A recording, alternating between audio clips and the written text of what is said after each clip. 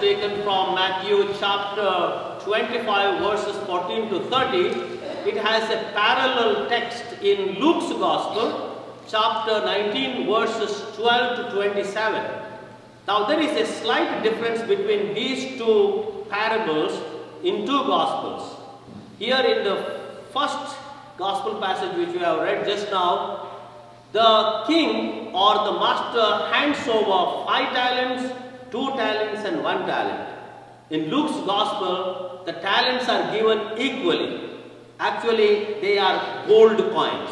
1 each gold coins actually given to 10 people. But when the accounting time came, only 3 of them were called in to give the account. There is no reference to other 7 people who had received 1 gold coin each. Now, Luke's Gospel has a reference, according to Josephus, the great historian, to the historical fact. It is said that Jesus had taken a historical fact and made into a parable. Now, when the great king Herod the Tetrarch died, his 3 sons had to be given the kingdom divided. And Herod Archelaus, who was supposed to be the king of Judea, which was under the Roman rule, had to receive the kingship from King Augustus in Rome. And consequently, he had to make a long journey from Judea to Rome to receive this honor of becoming king. Now, before going away, this man, Herod Archelaus, who knew that he would become king, he had entrusted some of the responsibilities of his kingdom to some of the servants or slaves. You know, you take care of these things. I will come back as your official king. So as he was traveling, some of the Jewish leaders, they conspired against Herod Archelaus, and they wrote a letter to King Augustus and sent an ambassador saying that we do not want this man to be our king. We do not want this guy. And that is what we find in Luke's Gospel. Luke's Gospel gives an account that those people did not want the king as their king. But then what happened? When he went to Rome, King Augustus conferred on him the kingship, and he came back triumphant as the real, officially appointed king by King Augustus, the king of Judea.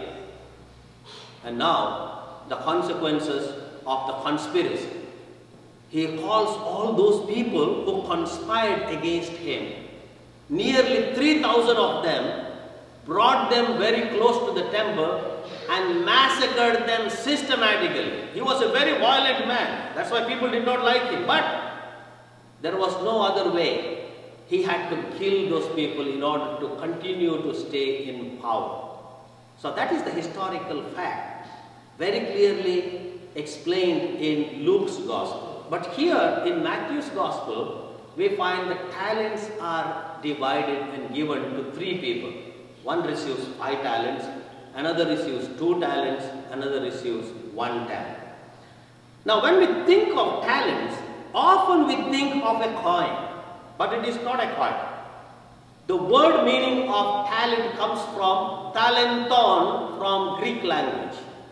And what is this talenton? Talenton is a big, huge, 36 kilos nugget of silver.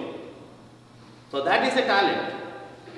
So it would be 36 kilos or 80 pounds to be precise. Now this particular nugget of silver would be 6,000 denarius worth. So what is 6,000 denarius? A person normally would earn 1 denarius a day. So 6,000 denarius would amount to 20 years of salary. Now if we exchange that particular salary into US dollars, let us go back to 2009, 2010, per hour the US salary was $7.25.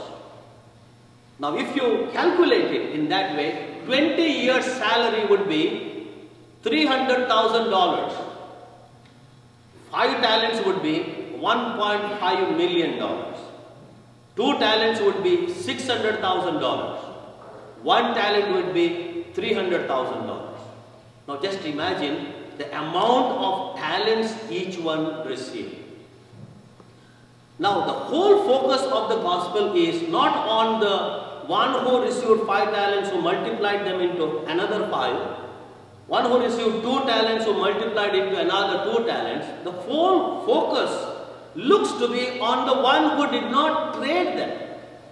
He went and buried the talent. He dug a hole in the ground and buried the talent. So it looks such an absurd thing that he could have used that talent, and according to the king or the master, he should have invested that money in the bank. That is what the gospel says. If you were so lazy to use or trade, you should have invested that particular talent in the bank, and I would have received my interest along with the talent. Now you have not done that, and you are giving me all kinds of useless answers. Now let us come to application of this parable to our daily life. Now I have classified these 8 talents, 5 plus 2 into 1. So 8 talents into 5 talents that we have, or normally we enjoy them in our daily life. The 5 set of talents are directly connected with our being. So I will explain to them what are they. The first talent is our mind faculties, our brain, our intelligence. Just imagine difference in the world. There are such a lot of billionaires, not only millionaires, billionaires. They earn their billions using only their brain. Have you noticed? They use their brain in a very creative way. That is the huge talent. Now if you read some books on brain, the use of brain, some human resource development speakers speak about it, or there are some wonderful books about brain. According to the normal understanding, that people normally do not even use 5% of their brain. Of course, when they were studying in the college or school, perhaps they were using 10, 15, 20% of their brain. But the normal population, once they come to a status in their life, they don't even use 5% of their brain. Now just imagine the enormous energy, the power of brain we have, which is unused. That is a talent. Now how can we use the brain power? To solve our problems, to have a good relationship, to find a job, to search and find, knock and the door will be open, seek and you will find. Lot of things can happen if we give attention to our brain. This is a huge talent we have received. Very often we are not even aware that there is a brain in our head. Okay, that is the first thing. The second one is our character. God has given us, all of us, different types of character. Some pleasing character, wonderful character, we say beautiful character. With our character we are able to influence people. We are capable of establishing relationships that are lasting. We can find new friends. That is the great treasure we have. Character. Great treasure we have received from God. The third one, human strength. We can speak of physical strength. What are you doing with your physical strength? What do we do? Do we really use our physical strength? Of course not to fight with someone. With boxing or UFC fighters, they use their physical strength. Practically they are like, iron rods. Sometimes I have watched some programs, they are building their muscles. But then, in the normal way, using our physical strength for what? Work. We have moral strength. We have psychological strength. We have spiritual strength. God has endowed us with such a lot of strength. What do? We can just imagine, take ordinary example. If we eat and if we don't work, what will happen to our body? You know, the extra strength we get by eating high calorie food, you know, accumulated strength. What is it for? So a simple question. That is another kind of talent. And the fourth one, the power of speech. You can just imagine how much influence you can have with the power of speech. You know, there are wonderful great speakers who mobilize people with the power of speech. Now, we need not mobilize people, but then we can always, with the power of speech, put a good word, encouraging word, consoling word, kind word. You know, we have the capacity of that power of speech. Fifth talent in this category is our health. God has given us health. You know, sometimes I visit St. Paul's Hospital, sometimes I go to VGH Hospital because I have to anoint someone, I have to give Holy Communion to someone. But then when I look at people there, I really raise my heart to God and thank God for this talent of health. Imagine those people who suffer due to incurable sicknesses. Those people who are not able to walk, who are not able to see. You know, health is a huge talent we have, provided we realize its importance. Not to lose our health, rather preserve our health or maintain our health. And that is a huge talent, and it improves by working at it. Health does not improve by just sitting and praying to God. You know, we cannot be healthy by sitting and praying to God, Lord, give me good health. We have to work at it. So these are the 5 talents directly connected with our being. There are 2 other talents which are a bit outside of us, but still they are ours. We can speak of time. You know, time well used is a treasure. Now last Sunday you came here, this Sunday you are coming here, you are here. What has happened? 1 week is completely gone, deleted from our life. That week we will never get back again. An hour, a week, a month, a year that is spent is gone. If it is uselessly spent, it is gone uselessly. If it is spent usefully, then we have gained, multiplied that particular talent of time. Now what about money? Dear friends, money is such a big, important resource. We can compare our life right now, 10 years ago. You know, today we have more money. 10 years ago, perhaps we did not have so much of money we have today. Now, money is a resource that can help us. It can be multiplied.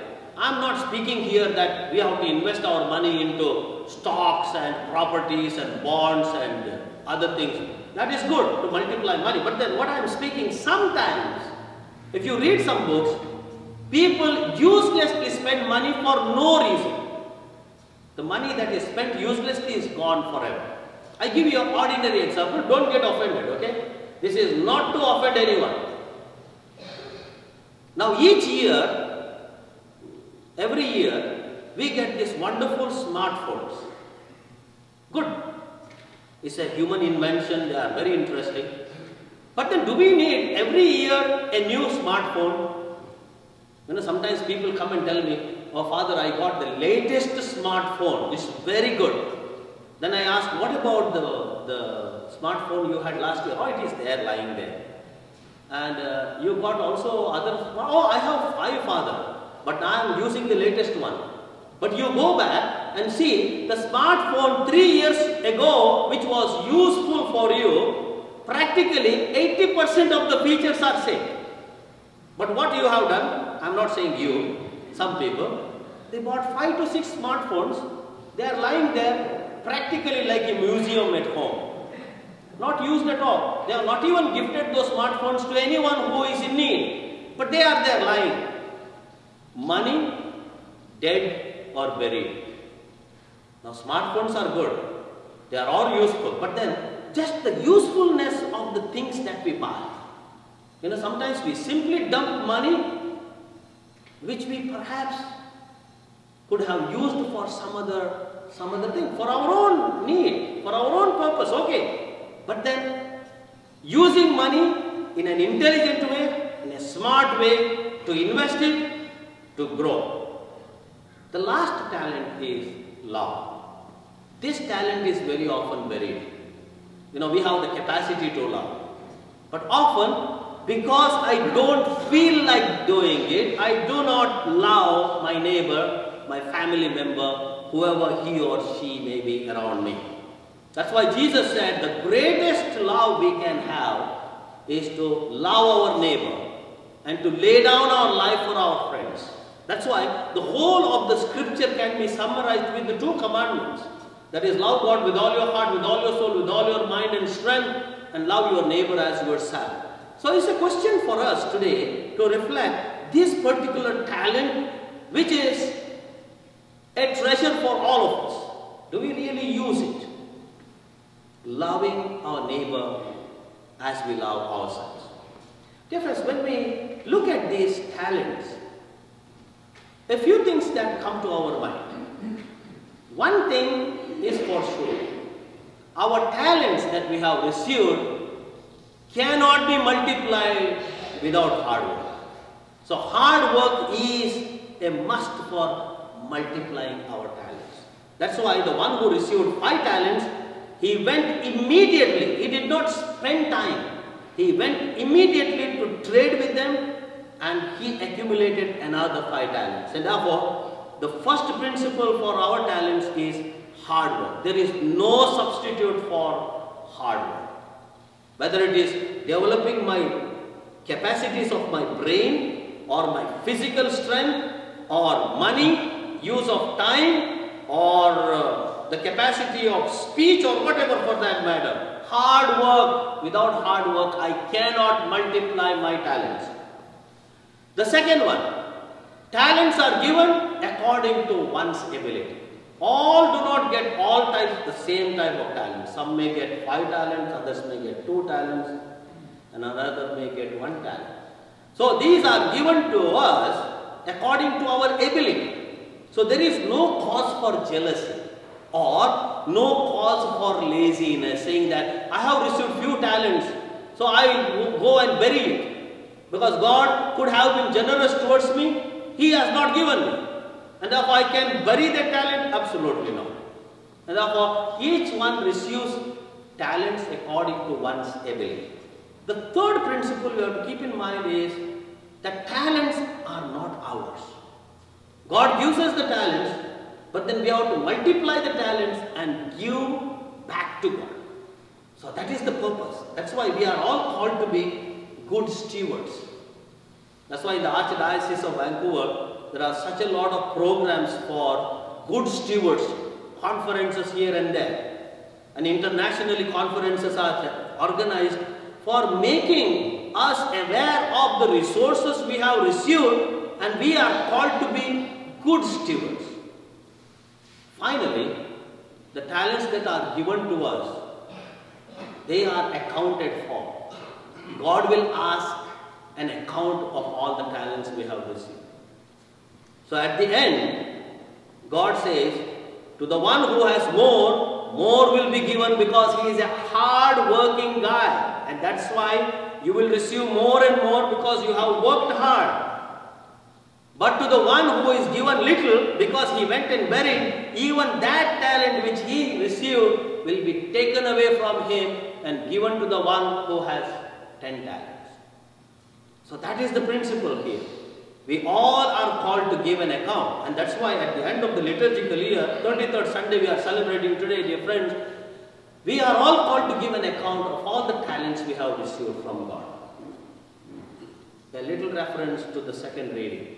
St. Paul says to the Thessalonians today, we have heard in the second reading, we are all children of the day, children of the light. And therefore we should not be as foolish as those people who are in the world, who do not prepare well for the last day. So the last day, the coming of the Son of God will happen just like lightning. We never ever expect that. But then he says, we all of us who are enlightened children of God must be aware and sober.